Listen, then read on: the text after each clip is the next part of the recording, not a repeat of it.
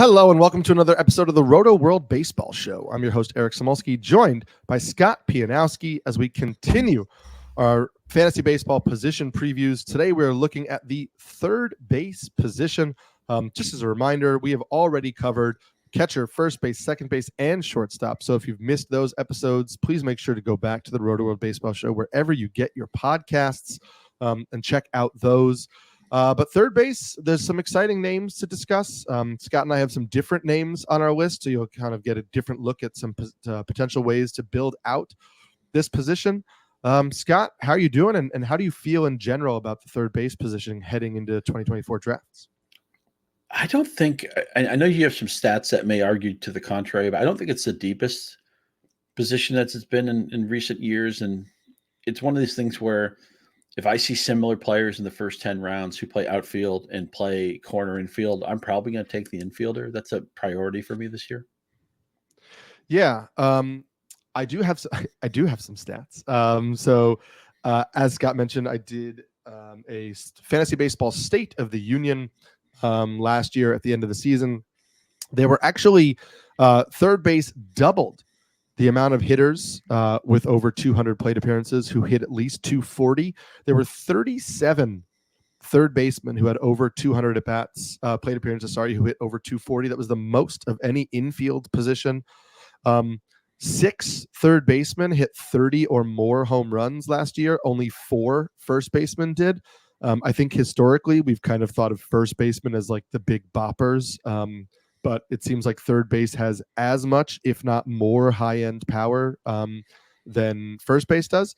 And third base had the fewest players with 15 stolen bases from any position aside from catcher, obviously. So it looks like if you're looking for power, third base is the position to get it. If you're looking for power late from like a corner infield spot, I know I'm currently in some slow drafts where I'm looking for that, and there are definitely some options at third base. You're not really going to find steals at third base, which means guys who do steal bases at third base could give you some nice differentiation and boost your stolen base total. And the averages appear to be a little bit better. So I will say, to me, it's not the deep of what, some of the deepest positions. But I actually think it's deeper than some people let on. And I'm, I plugged in the ATC projections into the SGP document to get, draft values. There are more $2 or higher valued third basemen than there are shortstops or second basemen. There are fewer $20 players. So maybe the high end isn't as deep, but I think there's some interesting depth, and we'll talk about some of those guys today, and some of those guys at the end of the show when we do our sleepers. Some changes at the position in the offseason. I'm curious if it moves the needle for you at all. Eugenio Suarez was traded to the Diamondbacks. He is one of those third basemen that has historically been a really good source of late power. Does it matter for you and how you think of him that he went to Arizona? Yeah, because not only does he land in Arizona, but he's leaving Seattle, which depressed his average the last couple of seasons. He didn't make my top 20, but I actually think Suarez is a nice late red value. Yes, I'm actively looking to get him in later drafts for that power. He also did not make my top 20. We talked about Heimer Candelario before, so we're not going to belabor that point, but he is third base eligible. He moved to Cincinnati. He will show up for me later. I don't know if he'll show up for Scott, but he showed up for both of us on the first base preview, so take a look at that. Michael Busch, who was a former top prospect in the Dodgers organization, was traded to the Cubs, where he will presumably be the Cubs' first baseman. However, he is third base eligible in fantasy. He didn't appear on either of our lists, but what is your interest level in Michael Busch heading into a likely starting job? Yeah, I'm still not sure that the Cubs' final roster is set. I mean, we have to see what they do with Cody Bellinger, but agreed. He's still just 26. So, maybe he's a post hype guy. The Dodgers haven't, always had the patience for, they have such a veteran lineup, and sometimes players like this fall through the cracks. I'll be interested in Busch if he actually has that job. Just right now, we can't assume it. It's also possible he could be in a platoon because he's a left-handed hitter. Yeah, and there are enough prospect guys that I follow who have some minor, I guess, hesitations regarding the swing and miss in his game. He made real improvements at AAA last year for the Dodgers, but he, spiked a pretty big strikeout rate in the major league level, and there's some thought that he is a 28% strikeout rate guy, which could keep the batting average in check. So you could be looking at a mid 20s homer hitter with a 230, 240 average, and it's like, the Cubs have a few of those guys. I mean, it's like Patrick Wisdom, obviously Christopher Morel does more in terms of a speed component, but I don't believe that he is this guy who's going to come and like take over the third base or first base position when he gets eligibility. On our shortstop episode, I talked about Joey Ortiz as a late round guy who I really like. Joey Ortiz is also third base eligible and is moving to Milwaukee from the Orioles. He may slot in at third base at the start of the year. We don't really know how that's going to play out, but he is a guy I'm interested in. The biggest name at the position is currently unsigned. It's Matt Chapman. Are you interested in Chapman regardless of where he goes? Does he have to go to a particular spot for you to be interested? What are your thoughts on Matt Chapman as it stands right now? By the way, quick aside to Ortiz, I realized he was part of the Burns trade, but what a tough time for Milwaukee baseball fans. They lose a great manager. They lose a great GM. They lose their number one starter. It just feels like they're rebooting everything and they're starting from scratch, and it just makes me kind of depressed. With Chapman, I'm just concerned the batting average isn't going to play. The power will be solid, but not elite. Obviously, he's a fantastic defensive player. You get nothing for that. He's just on the back nine of his career, and I think it's unlikely I'll look at him as any kind of a proactive pick, no matter where he goes. I mean, like, he's not going to go to Colorado or something. They're not going to sign him, but right. He'd have to land in a perfect spot for me to change my stance on Chapman, which right now is hands off. Yeah, I like him because I've seen the draft price start to fall, and he kind of sometimes tends to go closer to like where Eugenio Suarez is going, not at the same depressed price. A lot has been made on pulled fly balls. There have been so many fantasy baseball articles about pulled fly balls, and if you've read any of them, you know that Matt Chapman barreled the heck out of the ball last year and didn't do it to the pull side nearly enough. So I do have some optimism that Chapman could see a little bit of power boost because even though his season last year was propped up by like a really good first 6 weeks of the year, I think he still hit the ball really hard, but maybe it was because of the dimension changes in Toronto, who knows, but he wasn't nearly as pull happy as he had been before. Maybe that's age. We will see, but I like him as a late power source. And I'm interested in him pretty much regardless of where he goes. If he goes somewhere like, the Giants, that park isn't great for power, I would love to see him in Wrigley. We just talked about how the Cubs lineup doesn't feel like it's full. So who knows where they go on that. But Chapman's somebody I'm keeping an eye on. And then two guys I just wanted to ask you if it matters to you at all. We did see team changes for Gene Segura, who went to Cleveland, and for Isaiah Kiner-Falefa, who went to Toronto. And they've actually said that he is in the competition to start at second base for them. Does it matter for you that either of these guys switched jerseys? Man, I mean, Toronto has like 17 guys in battle for that one position. So I feel like even if somebody gets it, it's going to be a revolving door. Cleveland's lineup really concerns me. And we're going to talk about Jose Ramirez later. This is a bottom five offense. It was a bottom five offense last year, and I think it actually looks worse on paper this year. So somebody landing in Cleveland, I view is certainly a negative. Yeah, and they rumors are at least that they might start Kyle Manzardo out in AAA, and there were people that were like, "Oh, the lineup will get better because they traded for Manzardo and he'll be their first baseman." Then maybe he won't be. So yes, I fully agree on all of that. Segura, I had bought in on like the speed aspect of him last year.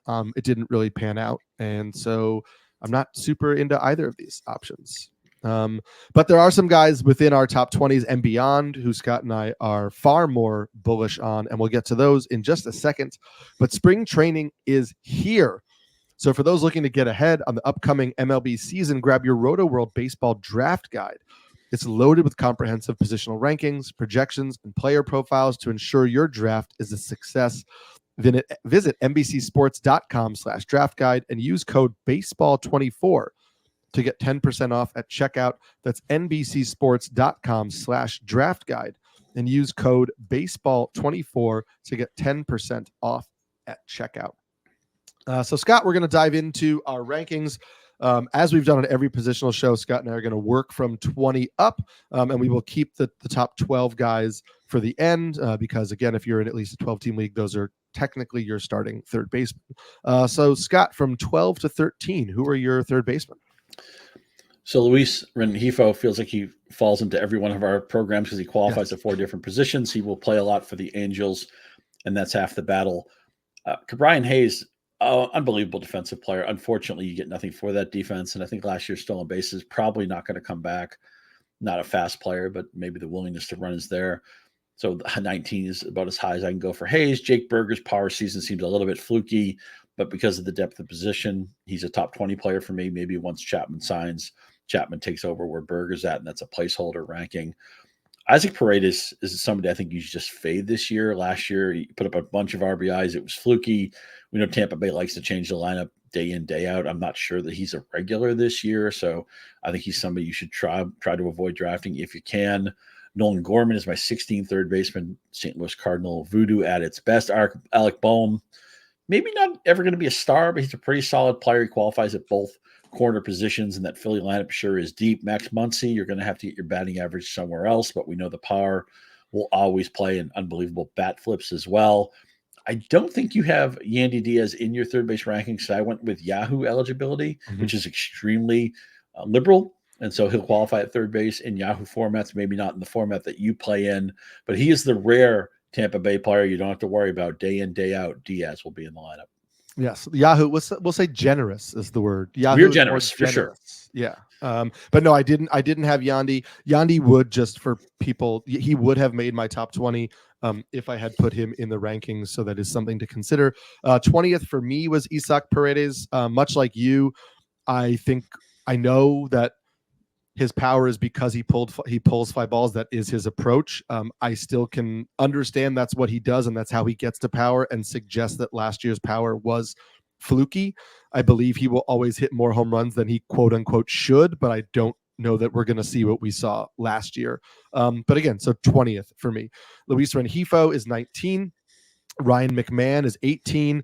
We've talked about both of these guys with multi-position eligibility. Rengifo is second, short, third, outfield. McMahon is second and third, which gives him, middle infield and corner as well. Max Muncy for me is 17th. Again, another guy kind of in the Matt Chapman, Eugenio Suarez mold of probably not going to get a great batting average, but you're going to get a lot of home runs. I just like the team context a little bit more for Chapman than those guys. Alec Bohm, 16th for me. Heimer Candelario is 15th. We talked that he is first base and third base eligible. The Reds have said he's an everyday player. So he's going to play majority of the time at first base, but he will slot over at third sometimes when guys need days off. Brian Hayes is 14th. I have some stats for you on that. And I have Spencer Steer at 13th, who obviously is Heimer Candelario's new teammates and will play primarily outfield for them. However, he is third base eligible. So I want to talk about Hayes. You had him 19th. I actually just wrote an article, which you can all find on NBCSports.com. Go to Rotoworld. It's basically, it's called "Should He Pull More Fly Balls?" So I don't know if you can tell what the article is about. But it's basically looking at a hitter's batted ball profile and deciding if they should actually pull more fly balls. And what's interesting is that Hayes actually started to do it last year, but nobody noticed because it happened at the end of the season and the Pirates were already done and nobody paid attention. But Hayes missed a month of the season over the summer. He came back on August 2nd. In the 49 games he played from August 2nd on, he hit .299 with a .539 slugging percentage, 10 home runs. He had a 35.4% pull rate, and he had a 41.5% fly ball rate in those 49 games. That pull rate was 8% higher than he had in the first half of the season, and the fly ball rate was 4% higher than the first half of the season. But what's interesting to note is that his season-long pull rate in 2023 was 31%. That was 4% higher than his best season heading into 2023, which means heading into 2023, the most Ke'Bryan Hayes had ever pulled the ball in a season was 27%. And he was pulling it over 35% of the time in the final 2 months of the year. So for me, that's a pretty stark difference, right? Anytime you're talking about potentially a 10% increase in pull rate, you're talking about a real difference. Now, again, it's a 2-month sample. 50 games is not nothing, but it's not a full season. So we don't know what will happen over the course of an entire season. But he hit 299 with 10 home runs in 50 games. So you're kind of like, why would you change that approach when it was clearly working for you? Now, I'm not going to extrapolate it out and say, oh, well, then if you get 150 games from Ke'Bryan Hayes, you're going to get 30 home runs. No, I don't think Ke'Bryan Hayes is all of a sudden becoming a 30 home run hitter. But I could see the argument where if this approach carries over, I think he could push to be a 20 homer bat. And we've seen batting average from him already. We've seen last year he was able to sustain the batting average while hitting for the power. And we just talked about, chip in steals. He had 20 in 2022. He had 10 last year, despite playing only 124 games. So could he be a 20 homer, 15 steal guy who hits 260, 270? I think that's certainly within the range of outcomes. He's going to play every day when he's healthy because of that defense you talked about. So I kind of really like him as that deeper. Again, I have him ranked 14th for me. So he's a corner infield option or a deep league third baseman. And I love that maybe he's a sneaky steals option if you kind of gloss over third base early in the position and wait and fill it like really late in a 15-team league. I think there's value in Ke'Bryan Hayes. Wow, that's fascinating breakdown of Hayes. And I'll admit I was moved enough that I'll probably adjust his ranking up a little bit. I've always liked the player. He doesn't strike out. Great defense. He's a smart ball player, which the best players so often are. He's capable of walking at a plus rate. He didn't do it last year, but he's up there with a thoughtful approach. And as you said, why not pull the ball more? And what happens when you pull the ball more? You hit more home runs. You hit with more hard contact. These are all good things. And he's even in an age pocket where a career season would make sense. I don't think anybody thinks of Hayes as a future star, but he was a first-round pick. He was one of the more rated players in his prospect class. At one point was seen as a top 10 prospect, and I realized a lot of defense was baked into that. But to me, before we started this program, I would have told you that Ke'Bryan Hayes was just a guy who just didn't have any upside at all, and you were buying into kind of a boring floor. You made the case because these players are human beings. They're always trying to improve different things, and sometimes they can change things and it doesn't work out. This is a case of a player showed the ability to change, and it did work out late last season, and it was shielded, right? The Pirates, who were contenders early in the season, they weren't contending late in the year. Who was watching Ke'Bryan Hayes closely last year? Apparently you were, Eric, and I think you make the case that there's a little bit of latent upside here. We don't like to say things like league winner and stuff, and I'm not even sure he's necessarily a needle mover, but I think I probably need to move Hayes up a couple of slots. You won the Ke'Bryan Hayes debate. You love when hitters make changes while everybody's doing fantasy football best ball draft, sure, and nobody's paying attention. Nobody's watching the Pirates on April 29th. Let's just be honest about that. Although maybe this year, if O'Neal Cruz is healthy, we will be watching the Pirates. It is funny because there's always the discussion that like second half changes get counted more towards drafts than first half changes, right? We see like Kodai Senga is going so early in drafts because he was great in the second half. And I really do think there's a tax on kind of like boring players and teams, right? Like nobody's looking at the skills boost of the Pirates, or even like, let's say somebody on the A's had a huge second half, like unless it was when Matt Olson went bananas, like people aren't really kind of like, they're kind of shoulder shrugging that a little bit. And I think also it's a little bit of fatigue with Ke'Bryan Hayes, right? Like for years we've said, oh, if he pulls the ball more, oh, if he lifts the ball more, oh, there's upside, and it has never come to fruition. And I think people just assume it's not going to happen. And I think it's important to understand that like sometimes these things happen later than we want or more delayed than we want. And that doesn't mean they can't happen. And again, he's just 27 years old. So it's not like he's in some late career renaissance. Like he's still very much in the prime of his career. It's, I like to say that player development is not always linear. Now, player regression at the second half of career is almost always linear. And once a player starts going down a bad path, it's hard to talk yourself back into him. But you also illustrates with your breakdown of Hayes, just to take it in a more general tack. We have all these stats now you can get granular with. It used to just be, oh, somebody's production changed, and you had to kind of take it at face value. Maybe you read something a beat writer said, or maybe you watched something with your own eyes, whatever. Now we can actually say, well, what was different? What was different in the approach? Was he trying to lift the ball, pull the ball? Was he more patient? Was he more aggressive? Stuff like that. So you can point to, it's one thing just to say, oh, a production level change. And sometimes those can just be the ebbs and flows of a season. But in this case, there was a specific reason we can pinpoint to, and it just ties in nicely to a player who's on a kind of a boring pedestrian team, and the age pocket is right for a step forward. Maybe not a breakout necessarily, but a step forward. Yeah. You made the case. I think Hayes is a good utility corner target right now, about pick 171 in an NFBC format. So I think he's a good chance to outkick that ADP coverage. I think that differentiation you just brought up is really important. Is like we're always looking for breakouts, and sometimes step forwards are just as valuable in fantasy in terms of getting value in a draft, right? Like a guy who takes a step forward but doesn't have a huge breakout can still be a really good pick at a particular spot. But we're always looking for like ultimate upside as opposed to just like little progressive upside. I wanted to ask you about another 27-year-old who took a big step forward last year, which was Alec Bohm. Hit a career high 20 home runs, had a career high 97 RBIs, still hit for a pretty solid average, 274, had a career low strikeout rate, career low swinging strike rate. So he seemed to get just have a better overall approach.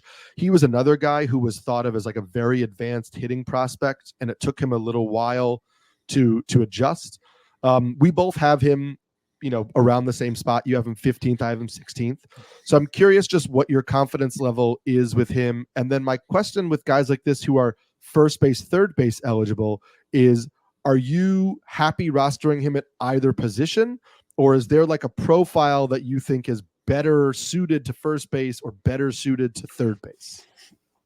If I were to take Bohm as my static starter at first base or third base, I would want to be one of the earliest teams to address the corner position with that third guy, but doesn't mean he can't be a part of a championship roster. I think it's important to notice the guys who maybe don't walk a lot, 4.9%, 6.9% the last 2 years, he's making contact at such a high rate. That's actually kind of hurting. His contact skills are hurting his walk rate because when he swings, he puts the ball in play. So you can never walk when the ball's been put in play.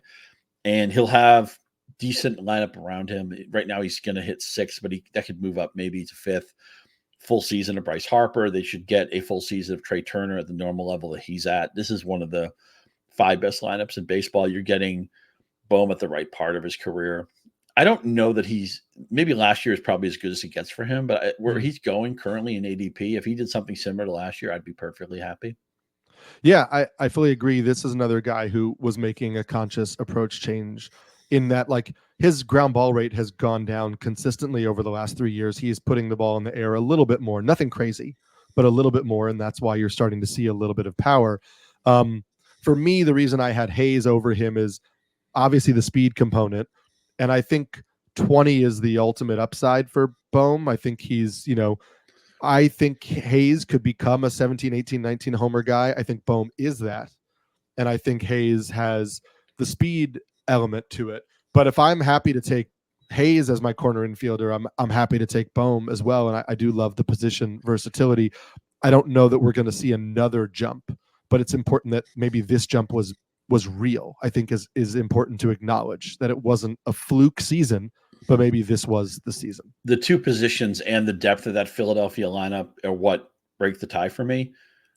First base this is not a great first base class. So the fact that Bohm does add an extra position, you might say, well, so what? I'm just going to play him at third. I mean, you having another option on my roster, because invariably injuries are going to hit. I love it when if you have to withstand an injury, you can just put the best player on your bench into the lineup because you have enough roster flexibility. So I'm always going to want to gravitate to a few of those guys. Also, I mentioned you winning the debate on Hayes. I also want to say you also won the pronunciation battle with Isak Paredes. I was so insistent on making sure I got Paredes his last name right that I didn't get his first name right, which is Isak, not Isaac. Maybe I've been watching too many Love Boat episodes, but you won the pronunciation battle today as well. I bow.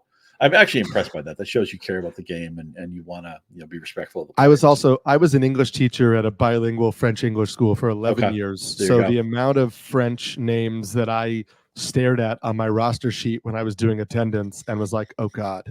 So I'm trying to get real in tune with pronunciations. Well done. Well, my earlier career was as a newspaper reporter and covering high school girls sports at a time when all the parents in America decided to treat the letter I, the letter Y, and the letter EE as interchangeable.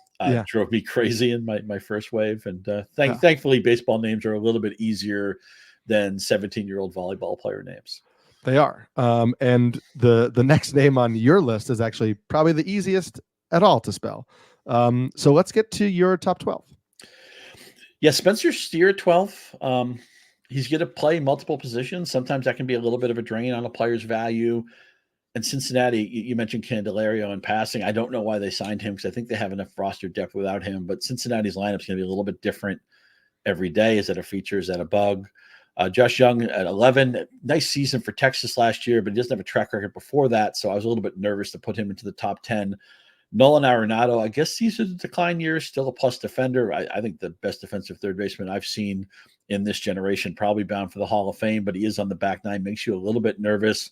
We talked about Ha-Seong Kim on the shortstop episode. He also qualifies at third base, doesn't hit the ball that hard, but he'll be fine category juice wise. Ellie De La Cruz, we had a long talk about him on our shortstop show, a super wide range of outcomes. I love a boring veteran value. That's what Alex Bregman is. He's not the 2019 maybe MVP of the league. He came in second to Mike Trout that year. He's not that player anymore. He is into a contract year. It sounds like the talks have stalled, but in a very good Houston lineup, which will insulate him. I think you'll make your money back on that. Manny Machado at 6 off elbow surgery just makes me a little bit nervous. Royce Lewis, monster season for Minnesota, at least a limited season. Is it too good to be true? I wasn't really sure what to do about him. I wish there was a better lineup depth around him in Minnesota. Gunnar Henderson, year 2. It's time to buy at the top of a Baltimore lineup that looks really, really scary. Rafael Devers, the only thing I don't like about him is his supporting cast. That's why he's number 3 and not number 2 where Austin Riley is. Look at those last 3 seasons, come out to the average. You can't miss with him. He's a target player for me. If you get him early in the second round, you've done really well. What do you do with Jose Ramirez?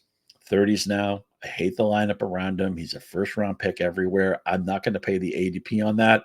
I'd rather get Riley 3 to 5 picks later. I'd rather get Rafael Devers maybe a round later. Mm-hmm. I have Ramirez ranked first. I don't want you to draft him in 2024.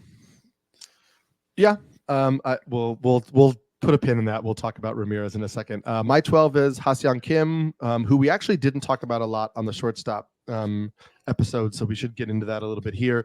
I have Jake Berger at 11. I believe in the power a little bit more than you. I think the everyday playing time is there, and so I like him where he's going right now. I have Josh Young at 10, Nolan Arenado and Alex Bregman 9 and 8, and like you, I think that they're kind of like boring veterans who get forgotten about, but I think the production should be solid. I have Royce Lewis at 7, Ellie De La Cruz at 6, Manny Machado 5, Gunnar Henderson 4, Rafael Devers 3, Austin Riley 2, Jose Ramirez 1. Let's talk about Ha-Seong Kim because we didn't mention him a lot on the shortstop episode. He is another guy, multi-position eligibility, which is incredibly helpful. And I believe that there is more truth to what we saw in his power than some do, because he does hit a lot of his home runs pulled, which, like we talked about with Paredes, gives him a little bit more viability in that 17 home runs. You know, maybe he's a 15 homer guy. But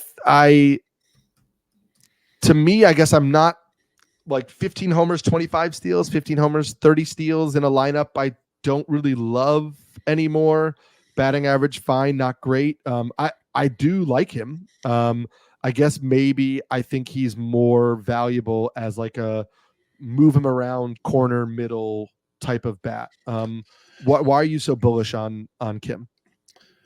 Yeah, you look at his Savant page and it's fascinating because all the hard hit metrics are lousy, and then all the what I call the quote unquote smart stats are really good. He's got a very high walk rate, a very low strikeout rate, uh, almost never swings at a pitch outside the strike zone, and his stolen bases last year are better than what you'd expect based on his sprint speed, which is good, but it's not elite. So I see a player, last year OBP of 351, going to bat at the top of a San Diego lineup. I know they lost Soto, but I still think that San Diego lineup is very deep. They're going to run aggressively, and I can get past the fact that he doesn't murder the ball, that he doesn't have this. His high hit metrics are pinned to the left when we want them pinned to the right. That's okay with me. He has a leadoff profile. I think he's going to score 100 runs. I think he's going to steal anywhere from 30 to 45 bases. He won't be punchless. Maybe 17 home runs is over his skis a little bit. Maybe it goes back to the 11 he hit the previous season, but he's not going to hit 3. I mean, he's going to hit some home runs. And with this great control of the strike zone, and I know he has to offset not hitting the ball hard, but sometimes when a player runs at better than league average speed, sometimes hitting the ball soft isn't that big of a deal. I think you could hit maybe 270, 275. You throw in a couple of different positions. Yeah, I think he's a sneaky value obscured by the more star power driven Padres lineup. Yeah, I think you're talking me back into it. I started the offseason a little bit more bullish on him, and then I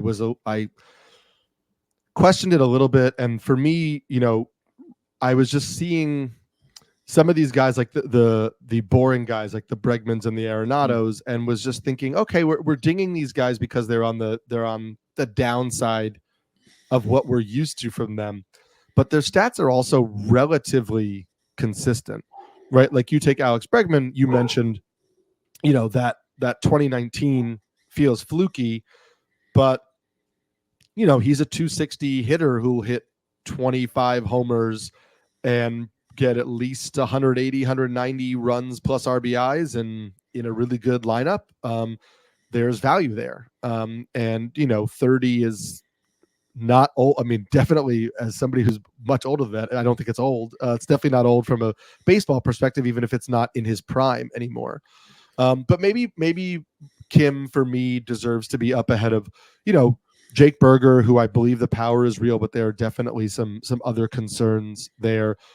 Josh Young, I was a big believer in. And so I kind of continue to believe that there's another level there for a young guy that I thought could have contended for an AL Rookie of the Year, had health been on his side. Another injury thing I want to discuss is Manny Machado. Before you go there, let me just jump in on Bregman really quick. The last 2 seasons, he's come into the year off, I believe, 2 major surgeries, or the wrist surgery 2 years ago, and last year it was a finger surgery. And then it took a while for him to hit his stride. Second half last year, 290, 394, 507. The Bregman we expect. I don't buy that he's a 260 hitter. His career average, I think, is around 280 or so. And he's going to bat second after Jose Altuve, in front of Kyle Tucker and Alvarez. Just this lineup isn't maybe as deep as it's been before, 1 through 9, but 1 through 5, it's still awfully deep. It's the boring veteran. I used to call these guys the Ibanez All-Stars. Nobody's walking into draft day with the Bregman shirt on. Maybe, maybe a relative, Larry Schechter, who's a relative of Bregman, he might be doing it, but nobody else is doing it. But don't take last year's stats at face value. I think the player we saw in the second half is closer to who Alex Bregman really is. I want you to target him at his current value. Yeah, I'm fully in on Bregman as somebody who gets who becomes an afterthought. I think Machado is also being dinged a little bit. Machado is somebody who had off-season surgery. But the Padres have already said that he is healthy. He could play the field right now. They're probably just going to DH him at the beginning of the year, because why would they want to put him in the field if they don't feel like it's necessary, if they can put him at DH? So I think people saw he's going to DH to start the year, and were like, oh, well, he's not healthy, and no, I don't want to draft an injured player. The Padres have also said that they expect him to be healthy enough to play the field opening day. They're just choosing to let him DH early on. So in a down year for him, because last year was technically a down year, he hit 260 with 30 home runs, 75 runs, 91 RBI, had a lower strikeout rate than before, still was a sub 20 strikeout rate guy, had a double digit barrel rate, had a 114 max EV. Like, all of it still suggests he can hit. And so and he was playing through an injury at the end of last year. I have no reason to believe he's not a 280 hitter still who can hit 30 home runs. And so I know you and I have him pretty similarly. I have him 5, you have him 6, but I feel like he's kind of being an afterthought when I still think you would be happy if you end your draft with Manny Machado as your third baseman. Yeah, maybe I have a block with Machado. I have to get over it because he's such a fluid player that sometimes it doesn't look like he's trying. He's obviously, baseball is very hard. You have to try out there. 258 last year. I don't think projections should be seen as gospel. And look, we're trying to talk about ranges of outcomes and all that. And I realize when you go on like a page like Fangraphs, there's like 7 or 8 projections to look at. They all start to look the same. A lot of them use similar formulas. So I just see a lot of 269 projection for his batting average. He only stole 3 bases last year. I asked myself, he's into an age 31 season. Doesn't make him ready for retirement, but it could be the back 9 for Machado. The second half of the San Diego lineup isn't anywhere near as deep as the first half. Is it possible he's a 3-category player? Now, I guess it speaks to what his batting average is going to be. And even the San Diego park, it's not as extreme as it used to be. It's still not a plus offensive park. I don't know. Too many things are moving in the wrong direction and again, maybe it's Machado's style, and I need to get past that because he's just so graceful that it doesn't look hard for him to do what may look hard for 90% of athletes, would certainly be hard for me to do. But he's not somebody I've landed on early in my draft season. Yeah, I've taken him a few places when I don't get one of the early guys, but I hear you. I know those are valid concerns. I think we're not seeing a step forward for him. It's just whether he can get back to those career levels or not. Royce Lewis, you mentioned when we read our rankings, health is a huge component for him. Do you have a strong feeling on him? Are you willing to take him at ADP? Are you a little worried to get him that early in drafts, even though obviously we acknowledge the talent? I just would like a bigger track record. I feel like people are so excited about him that you have to buy him at the high end of his range. And then you talk about injury concerns. That's Minnesota, right? Byron Buxton is always, doesn't matter what they do, stop running bases, stop playing the field. He always gets hurt. Alex Kirilloff always gets hurt. Max Kepler goes into these like 6-week slumps. I think Minnesota is, I know the division isn't very strong, but I would not be surprised at all if they finished under 500. This is a team I'm trying to draft away from. I wish Lewis were surrounded by a better lineup. I wish he had more of a track record to go on. I wish he didn't have so much ADP helium. I might end up with all the FOMO on this. We may do a show in the spring, what players you were wrong on, and maybe I'll say Lewis. It's not that I've ranked him significantly lower or anything. I'm just not drafting him. Yeah, I'm with you on that too.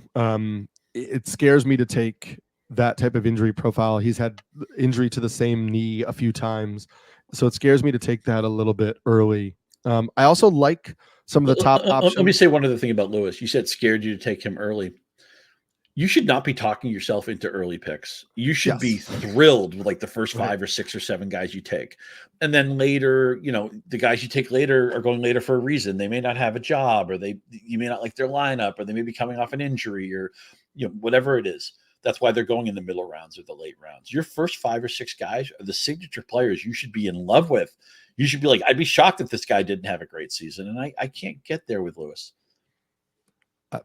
I agree with you on that. You can't miss with these early picks. There's no wiggle room to miss. So you need to be fully confident, and that does make me nervous. There's a kind of a discussion. Austin Riley and Rafael Devers basically go around the same point in drafts. They're pretty much unanimously second and third in most rankings. Do you have a firm preference between the two? And I'm just curious why. Oh, it has to be Riley, because the Atlanta lineup 1 through 9 is absurd, where Boston can tell itself a story that the top half of the lineup is good. And we've talked up Grissom on some other episodes. Maybe he becomes a plus player for them. But Atlanta has the best lineup in baseball, and right now Boston is hoping to have maybe a league average lineup. That's a huge difference. Fenway Park obscures some of that because it's a better place to hit than Atlanta, but you want the buoyancy of a loaded lineup of pieces around you who are going to be on base when you're up, who are going to drive you in when you're on base. So also just the fact that Austin Riley has been such a monster for 3 years in a row. Not that Devers has ever had a bad season. Who has ever drafted Rafael Devers and regretted it? But Right.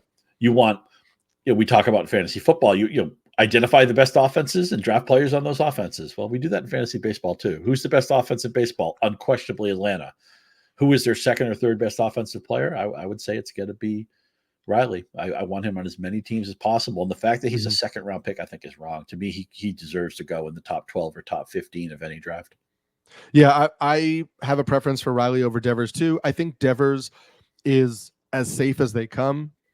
If you're unable to get Riley, like I look at, people are down on the Red Sox, but I don't think their lineup is meaningfully worse than it was last year, right? They lost Alex Verdugo, but they brought in Tyler O'Neill.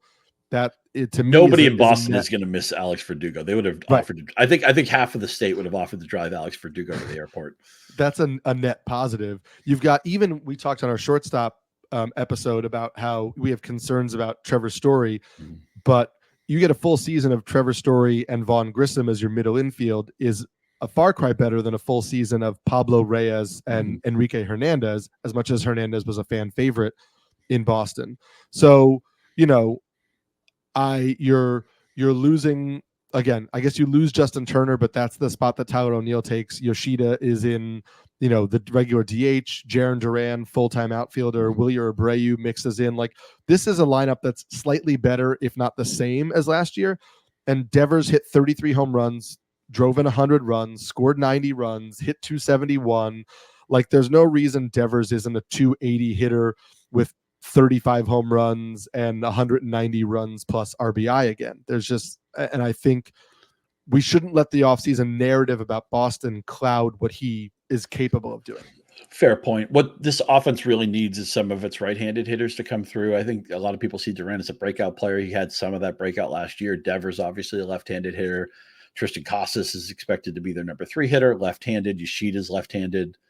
They need a couple of their right-handed hitters to pop, and then they can sprinkle them in throughout the lineup, because right now they're going to start off with 3 lefties in a row, which is not ideal. Even a guy like Devers, he doesn't care what arm you throw with. He's going to hit you anyway. But and we talked about a little bit on some of the shows of recently completed labor draft. I was targeting Austin Riley in the second round, didn't get him. I was a little bit sad about that, but I had no problem pivoting to Rafael Devers as my second player. So if Rafael Devers is your second best offensive player in fantasy, I can live with that all day.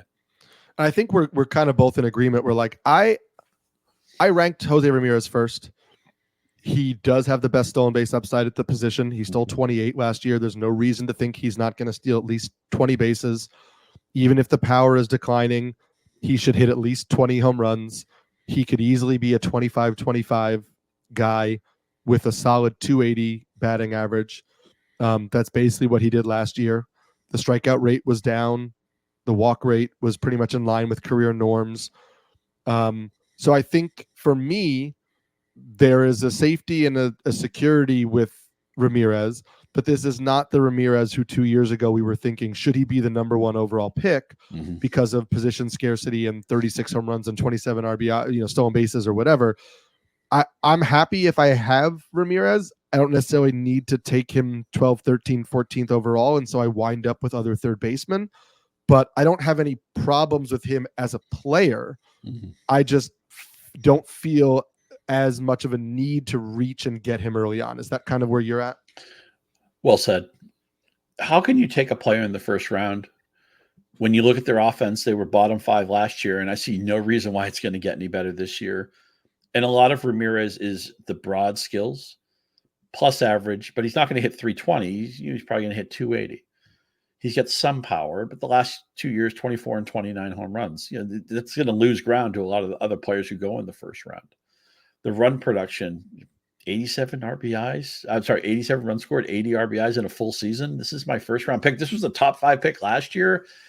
Again, it's not his fault that his teammates are mediocre. It's not his fault that Cleveland has decided to pull back and not spend money. And it's a totally new day with Francona finally retired and all that stuff.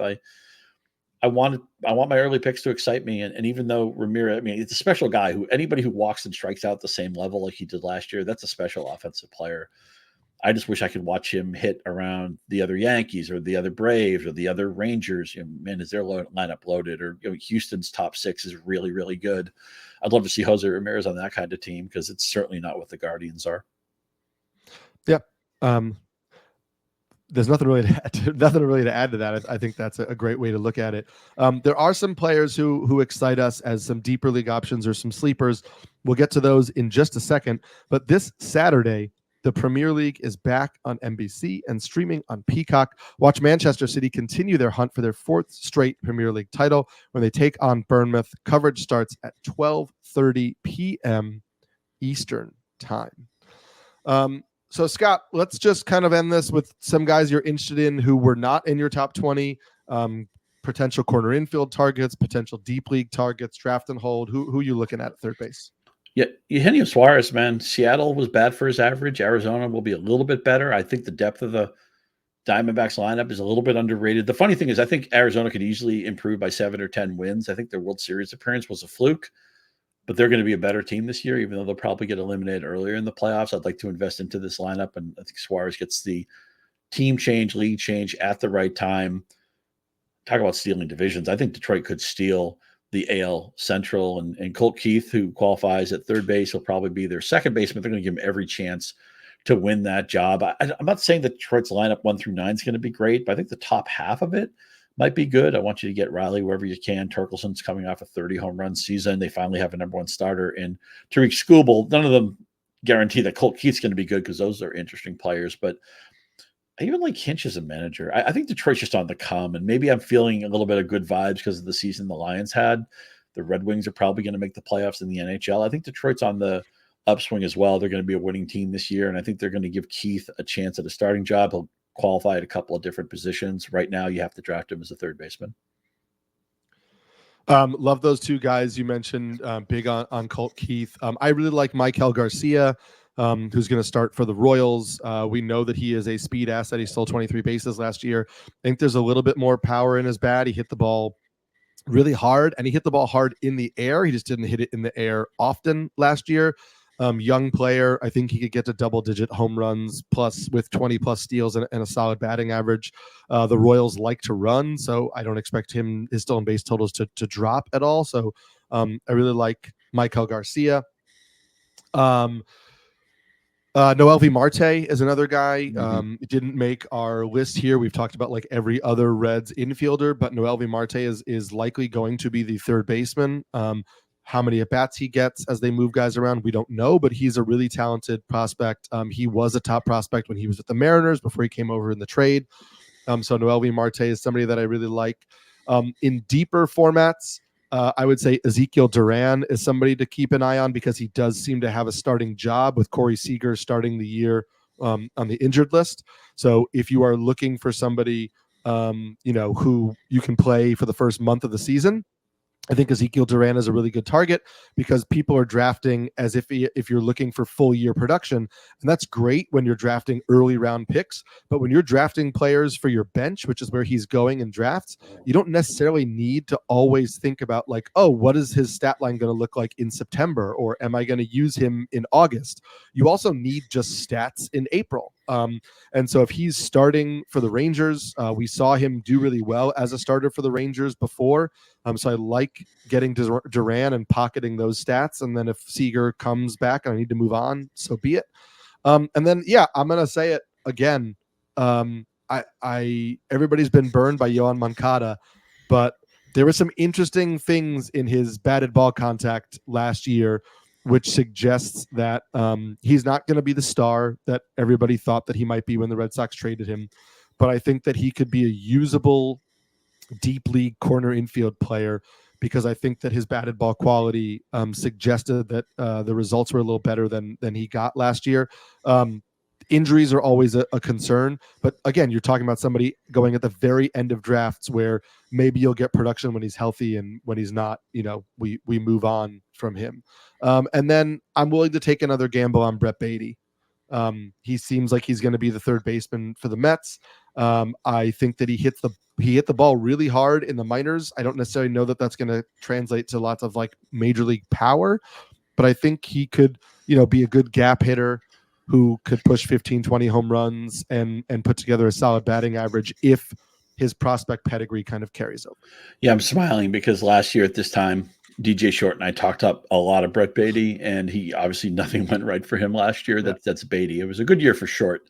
Wasn't a good year for Baty, but post hype applies. And piggyback something he said, Ezekiel Duran is interesting to me because not only is he going to be the shortstop while Seager can't play, but not that Duran's a great defender, but he can play defense pretty much anywhere.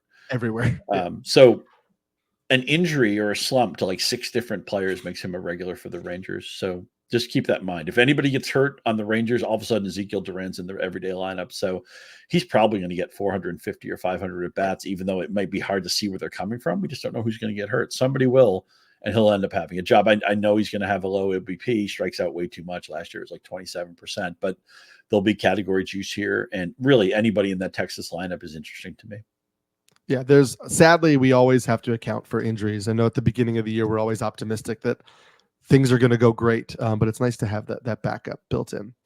As always, you can find Scott and I on Twitter or X. I am at Samsky NYC. Scott is at Scott_Pianowski. We're going to wrap up our hitters with the outfield. We may actually have to split that up into 2 podcasts. We'll talk and see because there are just so many outfielders to talk about. But we'll check you back for more position breakdowns, position previews on the Rotoworld Baseball Show.